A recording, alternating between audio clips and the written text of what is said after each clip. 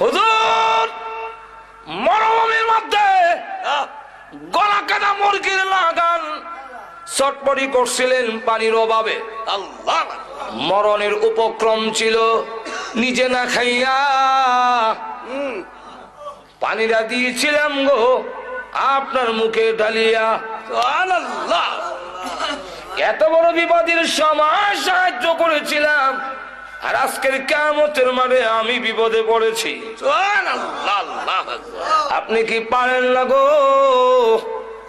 আল্লাহর কাছে এই কথাটা বলে সুপারিশ করতে? আপনি যদি বলেন আপনার টিকিট তো ক্যান্সেল হবে না, আপনার টিকিট বাতিল হবে না।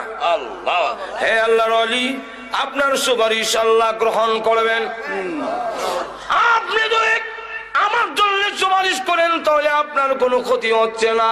আল্লাহ একটু বলেন।